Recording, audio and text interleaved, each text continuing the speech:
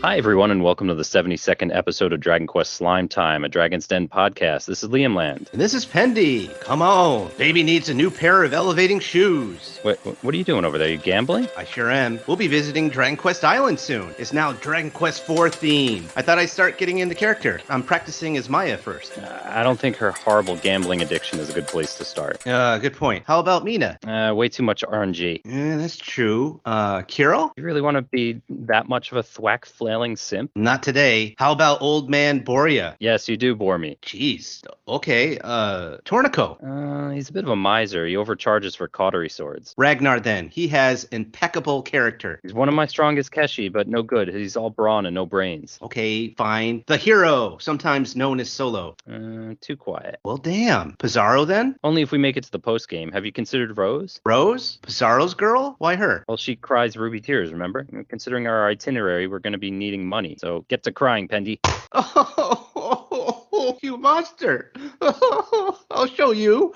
I'll figure out the secret of evolution, and I'll get you back for this. You don't have the Balzac for it. Whatever. Here's your ruby tears. Now what? Now we'll start the episode properly. This is a preview of our upcoming episode about our future Dragon Quest themed adventures in Japan. That's great. Where do you want to start first? Well, let's first talk about how the trip came to be. You know, that's right. You had mentioned wanting to plan this trip and asked me if I was interested. Later on, I realized the next trip to see my wife would be going to Korea instead of her coming here. This made me realize I could also do a trip to Japan as well and actually go to Dragon Quest Island. Which actually prompted several of us on the Discord to surmise that you meant you were bailing on your wife to visit us. Yeah, I meant that she would come with us, but somebody, possibly a Slime Time host in this very episode, assumed I would be bailing on my wife to do so.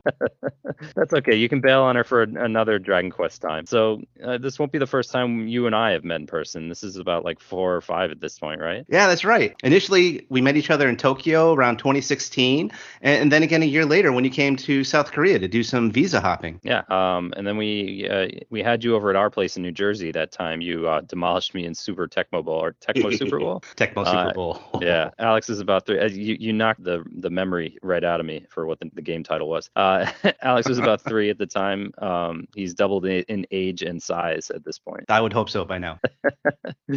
There is one thing I should probably convey about Alex before we actually do our 4-party day at Inn. So Japanese kids have this cute thing that they do when they drop a deuce where they politely say goodbye to it as it's flushing. So basically you may hear him announce unchi. Unchi is poop. So you may hear him say unchi-kun bye bye from the bathroom, which literally means like goodbye little poop or goodbye young poop. And they give the honorific kun, which is polite, I guess, to say goodbye to a poop. That's hilarious. Goodbye, Mr. Poop. Have a nice trip. I love it. That's actually something that I thought, I was like, oh, that's cute. The kid, he made that up. And then a friend of mine was like, no, kids just say that. Japanese tradition. That's like, yeah, that's a thing, honoring your poop as it goes goodbye. So anyway, so probably about 2 weeks ago, I realized we accidentally planned this trip on Dragon Quest Day. So completely by coincidence, we booked, this was a Memorial Day trip for us. And we didn't realize until, I was writing up a Reddit post about the trip. And then I was like, oh my God, this is Dragon Quest Day. We did this accidentally, mid-typing. And we'll actually wake up on Awaji Island the morning of May 27th in the Dragon Quest Hotel Suite. Yeah, that's gonna be really cool because I didn't realize that either. So it'll be interesting to see if the places that we go on Dragon Quest Day, see if they'll be doing anything special for it. Yeah, I'm curious if they'll be extra crowded or if they're gonna have anything specifically themed for Dragon Quest Day. So we'll be staying at the Hotel Suite, which is a Dragon Quest themed hotel room with slime themed interiors, including slime pillows, themed bedding, monster decorations on the walls and windows, and they even have a treasure chest. I hope it's not a mimic. This is true.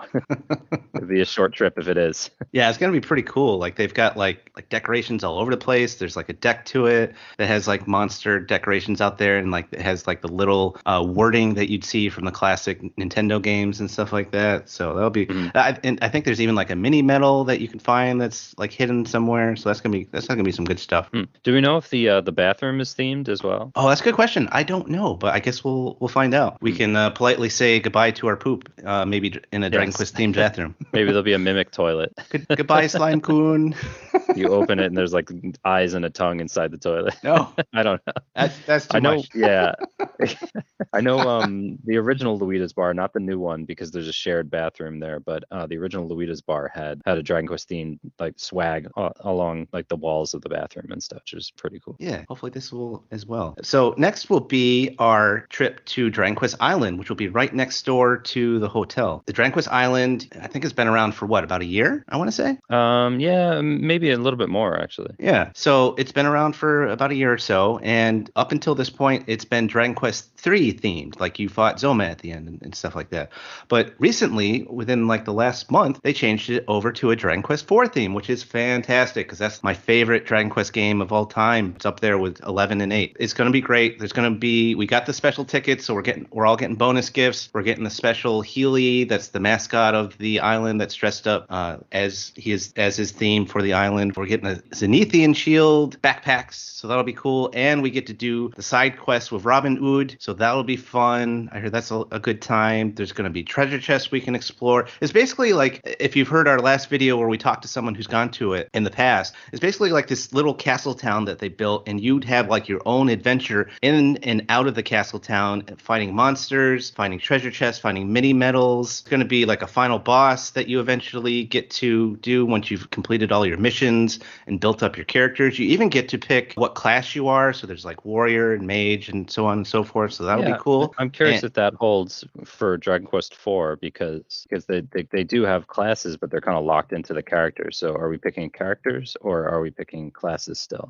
You're good. You bring up a good point because that's all tied into like a Dragon Quest 3 type class system. So maybe they'll switch it so that like, hey, you can be Turnico the merchant or something like that. Right. I don't know. Yeah, so we'll figure that out when we get there. Also, there's going to be great merchandise, of course, and they have their own extension of Luida's Bar because Luida's Bar, if you didn't know, is the big Dragon Quest themed bar in Tokyo, but they also built one in the theme park as well. That'll be fun to go to and have lunch and get all the Dragon Quest themed food and drinks as well when we're there. There's even merch that's exclusive to Dragon Quest Island, which is, actually I have seen it in Artnia as well, but it was originally the onion slime was an homage to the fact that Awaji Island, which is Yuji Horii's hometown, is well known for their onions. So they made an onion slime in honor of the island itself. Oh, that's right. I think there's like a king onion slime and all sorts of like little onion slimed monsters that they made for that. So that'll be fun. So, next we will have Liam explain our pilgrimage to the monument of our Lord and Savior. Yes, we can't go to Awaji Island without actually driving down to see the Dragon Quest Monument, which is a statue of Erdrick's sword, shield, and slime honoring the franchise. And the statue honors Yuji Horii as well, since it's his hometown, as I mentioned. Yes, that'll be fun to do. I can't wait to see that. I saw some pictures recently of some other people that had gone to it. Apparently, you can just do whatever you want because there's a guy that got up on it and was holding the sword. There was someone else that like had put plushies all around it for a picture. So we'll have some good picture opportunities with the statue. Hopefully, we don't get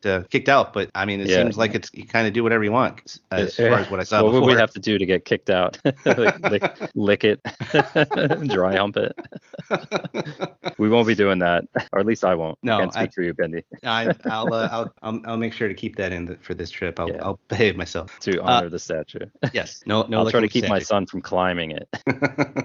But next, after that, probably that night when we get back, because we're going to switch to going to a hotel in Osaka, and that night after we've checked in near where we're at in Osaka, kind of near Universal Japan, there is a Lawson that's in a section of Osaka that has a lot of video game places and anime places, and it's actually one of the other Dragon Quest themed Lawsons. So the whole store is supposed to be Dragon Quest themed, the outside and lots of merchandise on the inside, so that'll be fun to go check out as well. Yeah, and you and I've actually been to both Lawsons, the one in Tokyo and the one in Osaka. The one in Osaka is much bigger and has a lot more themed decorations because it's much bigger. Like all along the the upper part of the walls above the merch is basically skinned wallpapers with various Dragon Quest monsters, which is great. Speaking of which, I believe I'm not sure if it moved or if they made an additional one, but I wasn't able to find the Akihabara one in Tokyo on the map anymore. And then my friend who was visiting Shibuya recently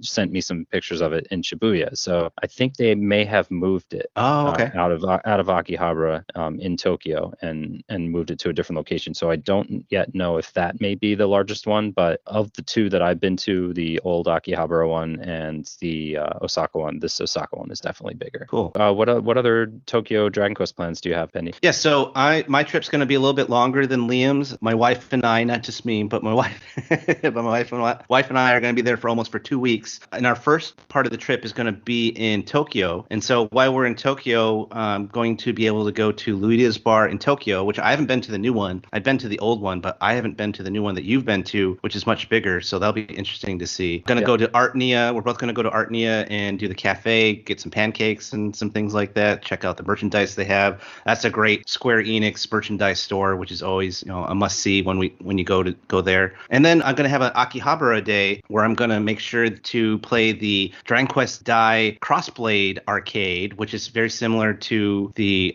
previous Dragon Quest Arcade, where you play with the cards and you can build up monsters and equipment, and you can have like a team of heroes that can be one of your attacks and things like that. So I'm gonna just sit down and play that for hours. So I'm gonna do that game as well. So do you know where that is yet? Oh no, I'm just gonna. I know it's throughout Tokyo. So there's several arcades in Akihabara. So I'm thinking if it's gonna be anywhere, it's gonna be in at least one of the arcades in Akihabara. So I'll just, as I'm wandering around looking at all the stores and looking for Dragon Quest merchandise and books and things like that, I'm sure I'll find one of them somewhere. Yeah, you might be able to ask as well, if anyone's seen it. Exactly. But I agree. If you're unable to find it, one of the arcades has got to have it. Yeah, because I know it's still running. I just saw one of the people in our Discord is really into keeping track of all the new cards that they put out for it as they get like new additions to the game. So he just just like a week ago, he's like, hey, here's some new cards that are Dragon Quest 8 themed. So I know it's still running. So I should be able to find it by the time we get there. Yeah, two things I'll say about Artnia. I love, you walk in and just there's an entire wall of Dragon Quest and Final Fantasy merch kind of split 50-50, and then the pancakes and everything, the food that's themed there. There's not a ton of food at Artnia that's themed, but it's always really good. It's like pancakes and ice cream and everything. And then Luida's bar is actually much larger than the original one. The original one was not sustainable in a pandemic world, so they expanded it out much larger space when they moved it from Roppongi to Akihabara, and it's actually it's a little bit more reminiscent of the actual what is it called, the Quester's Rest in Dragon Quest 9, where it's much more kind of open space and like, lots of tables and places for more people, and it's actually kid friendly. And now I believe you can use your credit card. I think the original was a cash only place. Oh, that's right. I totally forgot about that. You're right. It was cash only. Yeah, so it's great. It's just a much more advanced rendition of it. Yeah, and I noticed that the company that runs it, basically they moved it there, and they have like two other themed cafes or bars that are in that same building. So there's Dragon Quest, and then there's like a Final Fantasy 14 MMO bar, and then there's Monster Hunter, which my wife is really into, which we're going to go see together, because I'm doing Akihabara by myself while she does some other stuff in Ginza and some other places, and then we're going to meet up at night. We're going to meet each other at the Monster Hunter bar that we're both into. Cool. But speaking of other plans besides Dragon Quest, I know that you are going to Universal Japan, because you're getting there before I do. We wanted to do Universal Japan together, but our plans just couldn't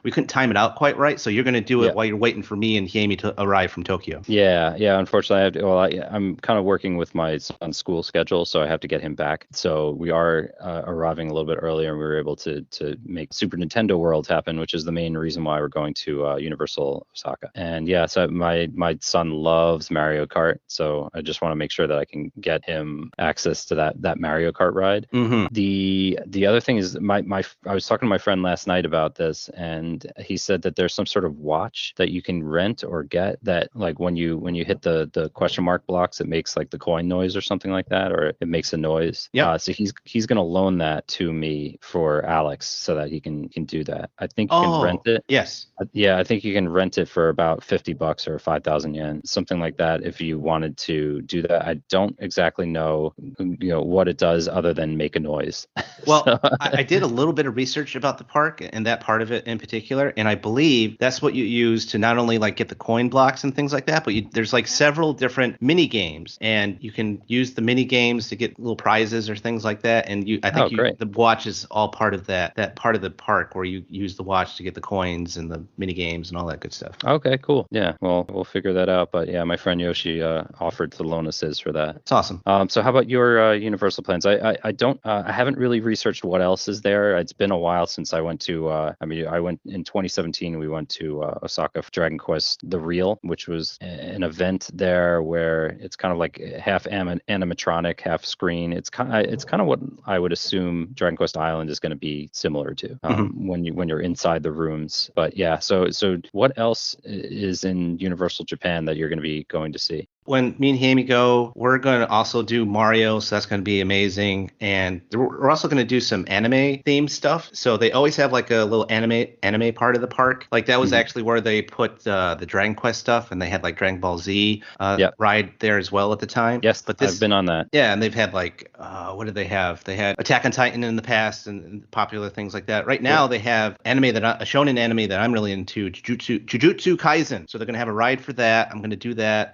They have like I think it's like almost like an escape room or like a little adventure kind of room where it's going to be based off of Spy Family. So we're going to do that. Really looking forward to that as well. And then of course, Jamie is a huge fan, not only of Spy Family, but also of Harry Potter. She's a big Harry Potter person. So we're going to do the Harry Potter part of the park. And we had just done Universal in Florida some months back, but I researched it, and the Harry Potter rides that are in Japan are totally different from the ones that are in the USA. So that'll be fun to see what's different and see how their Universal area is done as well, because it's just like with Mario World, where you have to get like a timed pass because it's so popular that they don't want the whole place to be overrun, so you have to reserve your time there. So we'll make sure to do that as well. So we'll see what the Harry Potter part of the park is like. But they've got some other stuff too. They got like Spider-Man and some other things. I've been on that too. Yeah, so that'll be fun. Cool. Yeah, the Spider-Man ride, my wife and I went on the Spider-Man ride, and it was like, I've never heard her scream in terror like that before. It was so hilarious. I was just like, oh my God. I because the ride is moving so quickly and in various directions as you're looking at a screen, but it really makes it feel like, you're being thrown through a wall with Spider-Man, or like, swinging through the city with him, and, fighting his bad guys like Dr. Octopus and stuff. And she was screaming in terror as the ride is like shifting around. Yeah, I was too busy laughing to be scared of like the ride itself. But the other thing, the Dragon Ball Z one, that was interesting because it was, I guess they call it like 4D or something, where you're in the chair and they're shaking. It's like vibrating as they're fighting, and there's even some element of like water like spritzing in your face if they go near water, or like you can feel heat. There's fire nearby. So yeah, it's an interesting experience, even if you aren't familiar with the series at all. Like I'm way more familiar with Dragon Quest than I am with TBC, so I know basically all the characters, but not a ton of the plot. But I still really thoroughly enjoyed myself on the ride. That's awesome, because when I went there to do that, I went there for Dragon Quest The Real, and I ended up doing that twice because I was like, oh, I do this again. Yeah. Oh, great. You were there too. Yeah, and then I missed the Dragon Ball Z thing, because by the time I had done the Dragon Quest The Real the second time, they had closed down that particular ride for the day. I didn't realize it closed early, and I was like, oh, I missed it. But I got to see like the store that they had and the merchandise and whatnot. But yeah, fortunately, I didn't get to do the ride. Yeah, they had a ton of Minion stuff there too. Like Minions are huge in Japan. Oh, that's right. In terms of marketing and everything, they absolutely love the Minions. What else is going on? What else are you doing in Japan? So we're also going to go down to Yokohama, which is a little bit south of Tokyo. We're going to see the huge Gundam statue that's out there, the RX-78, where it moves around and whatnot. That's only open till, in fact, we're lucky. That was supposed to be closed down by the time we got there, but they extended it like another 6 months before they shut down the whole thing. So we'll be able to see that, which will be awesome. We're also going to, I'm sorry that you guys can't do this as well, but there's a bunch of different parks in Dragon Quest Island. It's like a whole bunch of mostly anime themed parks. So there's like one for Naruto, there's one for Crayon Shinchan, but the one I'm going to do as well is they have a Godzilla park. So I'm going to do the Godzilla park. There's like this huge like head of Godzilla that they constructed, and you actually zip line into his mouth, which is awesome. And then there's like a gun game where you're shooting things, and there's a museum for Godzilla, so that'll be fun. When are you doing that? If we're already going to be down there, there and there's time for it, maybe we'll see if we can make it happen. I just Oh, don't know how easy. we're not doing that. I'm not doing that until like Tuesday or Wednesday, like Oh, okay. several days after you leave. All right, so you're going back. Okay. Yeah. But yeah, because we're gonna be in Osaka until like Friday or something like that. So we're doing a whole bunch of stuff, and that's why we're gonna have time to do other things. Like we're gonna go down to Nara Park, which is east of Osaka,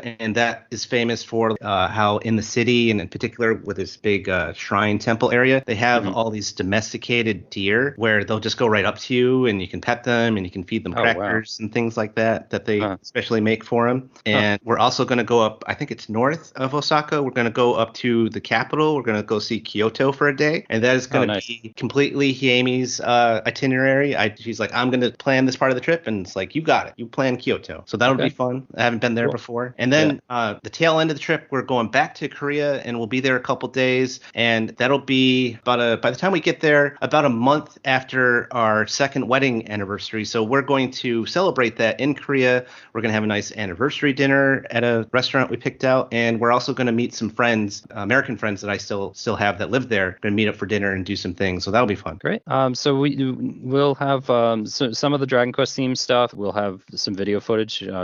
So we're going to actually put together another episode of our show of our adventures here. And to the audience, I know you won't be there with us physically, but we did want to document as much as we can so that you can kind of be there with us in spirit. And from our previous Dragon Quest Island episode where we interviewed a YouTuber who visited there, we won't be able to document inside the attractions. So there's several different rooms and stuff where I think there's probably boss battles or different content. They won't allow cameras in there, so just the exterior. So you won't have to worry about spoilers if you are planning on making a trip. Indeed. So you want to talk about what we're bringing? Yes. So I'm going to be bringing my Nintendo DS with Dragon Quest 9 so that we can do some Dragon Quest 9 adventuring. And I'm also going to bring my special edition Dragon Quest Switch that I have that's all Dragon Quest themed. Is the special edition one that they released with 11S on the Switch. So that'll be fun. And also bring 2 controllers so that we can combine that with yours and play some fun Switch games. And I'm going to bring I have to bring some basically almost like a box full of Girl Scout cookies for my wife and her friends because they all are addicted to American Girl Scout cookies. Sweet. I hope there's some left over for us. I don't know. They might be all gone by the time we get to Osaka. All right. Yeah. In that case, I'll bring some Ishigaki cookies. So yeah, I'll be bringing the RetroPie with 4 controllers, Nintendo DS, Dragon Quest 9, like you mentioned, so we can do some multiplayer. Fortunately, I don't have my second DS with me, so Alex can watch or he can play as well. Nintendo Switch with 2 controllers and the TV dock, and of course the Westy plushie. So he can come along with us on the trip. Nice. Another part of this podcast that we wanted to talk about our trip was for those of you that might be interested in doing the same thing or something similar. What are some good tips that we can give you on what you need to know when you're planning this sort of trip? So the first thing that we're going to cover is how to get there in terms of airfare. So if you just want to do the Osaka part of it, you're just doing Dragon Quest Island and that's it. The international airport is in Osaka, Kansai International, so that's how you want to get to it. Though if you say are doing what I did, where you did some Dragon Quest stuff or some other things in Tokyo first, you can take a plane to Kobe, which is the city right next to Osaka, or you can go right into Osaka. And also there's a bullet train that I think is maybe 4 or 5 hours, I want to say, to get there, and that can get you to Kobe or Osaka as well. And the thing is, there's Osaka, which has Universal Japan and everything that's Osaka has to offer. It's a really fun city to go see. It's got a fantastic bar life and lots of different museums and castles and things of that nature. But basically, you've got Osaka, and then Kobe is a smaller city, which is right next to it. And then there's a bridge that goes to Awaji Island. That's kind of how the geography of that area is set up. If you stay in Awaji Island, that can be kind of pricey. I think there's a cheaper inn there somewhere, but it's probably better to either stay in Kobe, so you're right in between Osaka and Awaji Island, or stay in Osaka itself because they have some reasonable lodging in Osaka. And you can take the, it's Japan. It has great public transportation, so you can take the trains, you can take subway, taxi, that sort of thing. The last thing is there's actually this concept called the overnight bus. This is something that I've done in the past where I actually had one of my trips where I stayed in Osaka first to do Dragon Quest The Real in Universal Japan. Then I went and did my Tokyo part after that. They have these buses that go back and forth where, like, for example, how I did it is I went to Universal Japan, did that the whole day, was done when the park closed like at 8, around 8, I think 8 p.m. And then there was a bus that left like around like 8:30 or 9, and the bus picked you up right from Universal Japan, and it would go straight to Tokyo, and you would sleep on the bus. They'd have like a sleeping arrangement for you on the bus, and it's different depending on how much you pay. It's different levels of comfort. And then by the time they get to Tokyo, because it's a long trip if you're driving there, by the time you get to Tokyo, it's like 6 a.m. So you get off at 6 a.m. and then you can do whatever you want in Tokyo after that. So that's an option as well. Huh. So you said the more you pay, the better the accommodations. Does that mean like if you pay a lot of money, you get a bed? Yeah, there's like luxury buses where they actually have almost like a regular bed that you can sleep in. Oh wow. But most of it is like a very comfortable chair that like leans way back that you can kind of use as a bed, and it's completely dark. And I think there's only like maybe 1 or 2 stops in between, so you don't really get interrupted that much. And like I said, I've done it before. I paid for the cheaper one, and I was fine, and I got to sleep most of the way, and I was good to go. And it's very like it's not that it's like maybe $40 like at the cheapest. So it's not that it's a very cheap way to do it. If you're good on sleeping on trips, that's like the way to go. And if you're trying to save some money. Yeah. Well, you can also rent a car as well.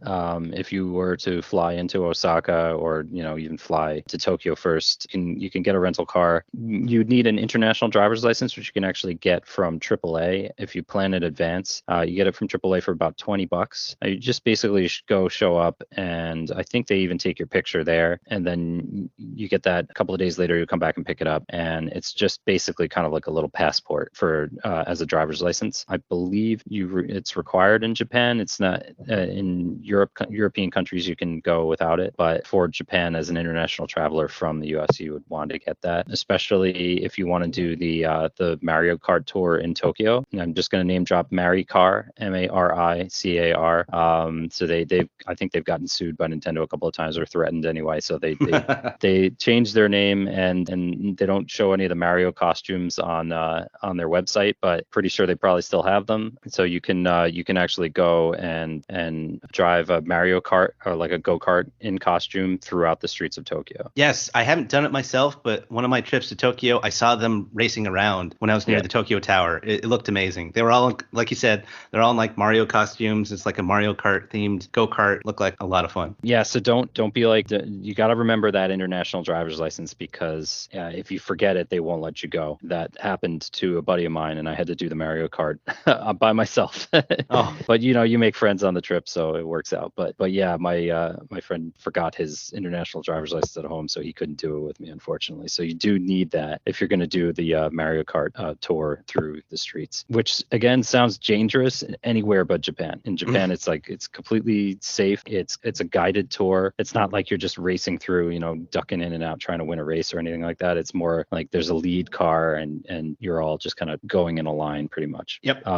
But yeah, it's a really cool tour. I recommend it. And again, getting back to the rental car, if you are getting a rental car, get the right size car for your luggage, because Japanese cars tend to run a little bit smaller. Cars or SUVs that hold larger luggage can actually cost double the amount to rent them. So it makes sense to try for a smaller car that maybe has an extra empty seat for a larger suitcase where that can be stored if possible. That's what I would recommend based on how we were trying to negotiate space for luggage when getting the rental for the trip. Nice. Also, it can be a good idea to get a portable Wi-Fi router. You can get them at the airport for a decent price. You just pick them up at the airport and then drop them off at the same place. They also have some other drop-off points if I remember right. Japanese Wireless is one of the better Wi-Fi companies that's out there for it, but just shop around. And some cell phone companies have some really good global plans that you may not realize that you already have. So for example, I have T-Mobile, and T-Mobile already has a free data and texting plan for Japan for most plans. So just double check your plan and see what it has available. You may already be good to go and not realize it. They may be able to give you like a temporary wireless plan while you're there that may even be cheaper. So like I said, see what the portable wireless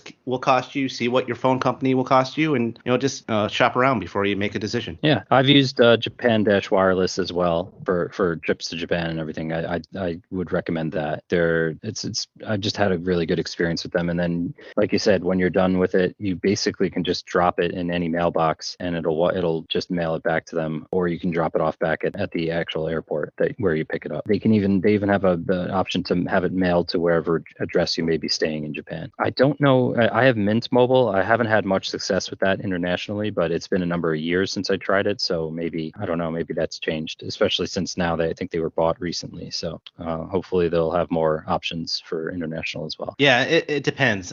I'm just lucky that T-Mobile happens to be one of the better carriers out there for having like free international stuff when you're traveling around. But hey, next we're going to get into tickets for the various attractions and how to get them and what to look out for when you're getting said tickets. I'll start first, and I'll start with my horrible experience with trying to get Universal Studio tickets. They did this new thing where the Universal Studios needs like some special like 3D credit card or something weird like that. I don't know if you're familiar with that, Liam, living there, but it's been a nightmare. It was a nightmare for me to try and get tickets. I had 3 different credit cards and Apple Pay, 4 different methods that I tried to pay for getting the tickets, and none of it worked trying to get it online. And I looked up online, like, is it just me? Is it something that's going on that I'm doing wrong? No, this is like international. I had people from all over the United States and Australia who were saying like, we can't get it to work. The only people that seemed to get it to work were people who used Apple Pay, and that was only after multiple attempts. I tried it like 10 times, still didn't work. So thankfully, what I ended up doing is my wife has a friend that lives in Japan, and they just went to a convenience store where you can buy Universal tickets, and they were able to get us the tickets plus the express passes with the special times that we wanted to get to time it out just right. So that it was how we were able to get through that. Gotcha. Yeah, I mean, I definitely have had problems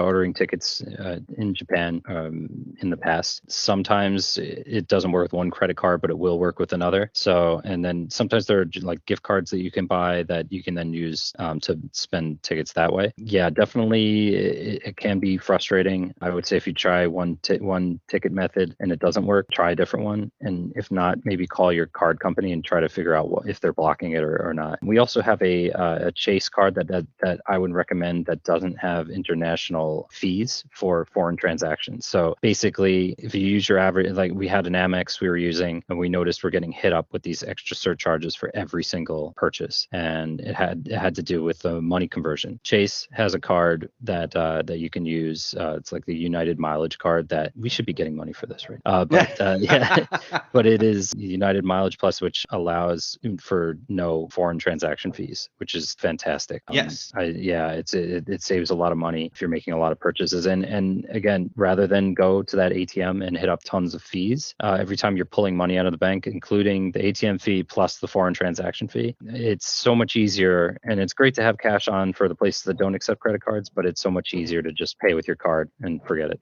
Don't worry about it. Yes, definitely do your research when it comes to those credit cards, because I have some credit cards that will, because I've lived abroad, I've had some credit cards that will charge me every time I use it overseas, but I do also have credit cards that don't. They have no fees whatsoever, so just be wary of that, like Liam was saying. Some do, some don't. So it just depends on what credit card that you are using. It's a very easy phone call to figure out, or sometimes you can just research it online and be like, hey, do you charge a fee if I make any international purchases when I'm overseas and whatnot? And you can figure that out. Also, a good thing to keep in mind is just when it comes to hotel reservations, I would personally recommend going through like Orbitz or Expedia or something like that. And then you don't have to worry about any kind of issues with credit cards or anything like that, because then you're dealing with like an American company. Most of my hotel reservations for the Tokyo and Japan, I did through either Expedia is how I did the Dragon Quest hotel through, or the Dragon Quest suite that's at the Grand Chariot. And then the other ones I did through Orbitz is who I usually use. The only one I had to go to direct was we're staying at this Peanuts themed hotel, Snoopy and Charlie Brown and all that. That's in Kobe. And I had to deal with them directly, but they did have a English site. So sometimes the Japanese websites will have like an English site for it that'll make things a little bit easier. And this one did. And I was able to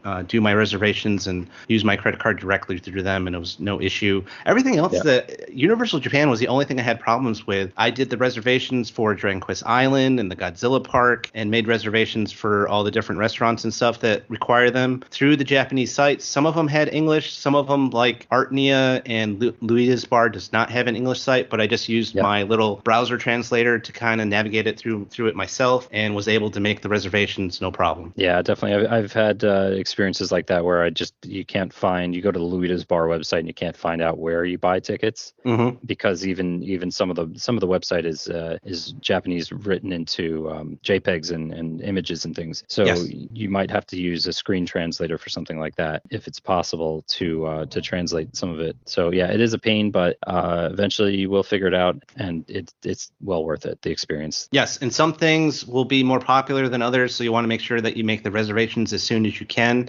Like, for example, if you wanted to do the Studio Ghibli Museum that's in Tokyo, I think you can do like as far as like 3 to 6 months out or something like that, and those tickets sell out pretty quickly. So make sure that you are aware of that as well, that you get in as soon as you can. Sometimes you have to wait, like for example, I think Luida's bar and the Monster Hunter bar, like they don't make you can't make a reservation until you're like 30 days within. So you just have to pay attention to like how far out you can make reservations depending on the times that they give you. So just something to be aware of as well. Oh yeah, I don't know if you have time for this, but there is one museum that I would highly recommend if you're in Tokyo for and you have no other plans that you're working on. It's called Team Labs, and the exhibit is called Planets. Now it's kind of hard to describe, but it's a museum exhibit where you're walking through and it's immersive. So there's sometimes you're walking through water, sometimes you're in a room that's just filled with strands of lights hanging from the ceiling, and it's all about light projections and sound. And I'm not doing it justice to describe it, but just go do a Google search for Team Lab Planets. Team Lab is all one word, TEAMLAB Planets, and just have a look at that, and it's amazing. They had another exhibit that unfortunately closed recently in Odaiba called Borderless. That one was even larger. It was something like 4 floors and various family themed stuff like slides with light projection. When you get on the slide, the light projection reacts to the fact that you're interrupting the light, and then like we were going down the slide and there's a bunch of fruit on the slide, and as we slide down it, it's like cutting the fruit, like that kind of stuff. There's an entire room full of light up balloons, giant balloons that you kind of have to navigate through.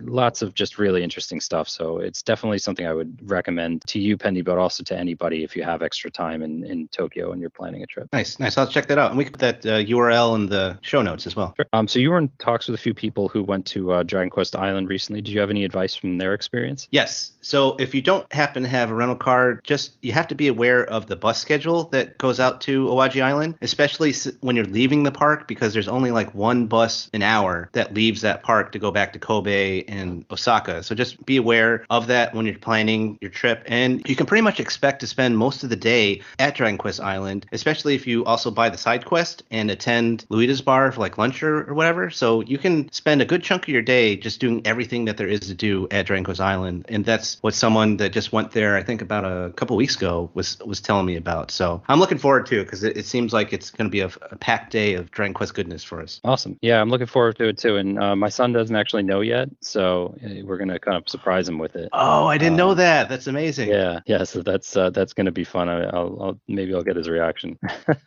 I'll try to document it. Well, anything else to talk about with the trip? No, that's all I got for our preview. All right, cool. Well, that's it for this episode of Slime Time. We'd like to thank you, our audience, our wonderful audience. Big thanks to those who listen to us regularly, and to any casual listeners or newcomers. We hope that you like what you heard and that you'll stick around. There's plenty more to discuss. We're a non-profit podcast made for fans by fans. We won't crowdfund or half-inch your hard-earned gold when we can offer you quality content about the game series we know and love for free. If you do have some extra gold that's just completely burning a hole in your wallet, pouch, bottomless bag, treasure chest, or searchable wall sack, and you would like to donate anything to a website that's been supporting Dragon Quest fans for over 25 years, stop by the Dragon's Den at woodus.com/den and click on support this site. Woodus has owned and maintained the Dragon's Den Dragon Quest fan site for decades. He personally edits every YouTube version of our podcast, and he fully appreciates any donations to help to keep the servers running. The Dragon's Den website also features an Amazon affiliate link. When you click the link and make a purchase, a small fraction of the sale will go to support the den, and it doesn't cost you anything. Advertise with the show. Reach out to us at slimetimepodcast@gmail.com. Out on Twitter and Instagram at DQ Slimetime. Join in tons of Dragon Quest discussions at the Dragon's Den forums, one of the few remaining forums still around at woodus.com/forums. You can also find us through the Dragon's Den Discord, Dragon Questers, Infinity Strash, and Dragon Quest Tact Global Facebook groups. We'd like to thank everyone that made this possible, including Woodus, the Dragon's Den, and the Secret of Evolution. Thanks to Amanda Lepre and the Descendants of Erdrick for permission to use their music. If you like the opening and closing themes, you can hear the full tracks on their album Advent at www.descendantsoferdrick.com. Find out what's going on with the band on Twitter Twitter at Diaverdrick, and you can catch up with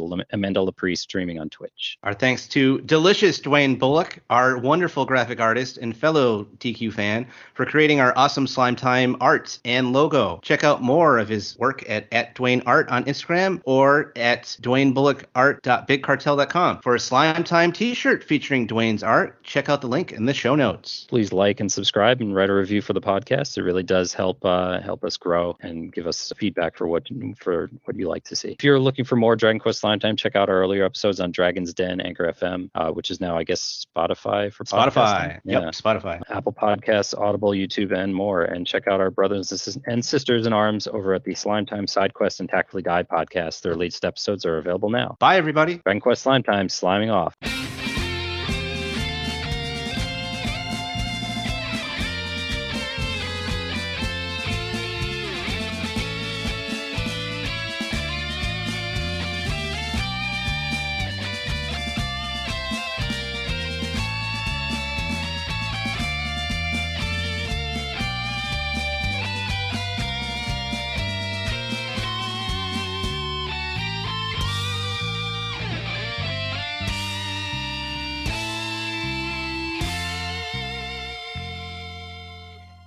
This is Goochrude for Slime Time, reminding you all that you must complete your adventure. Bye-bye.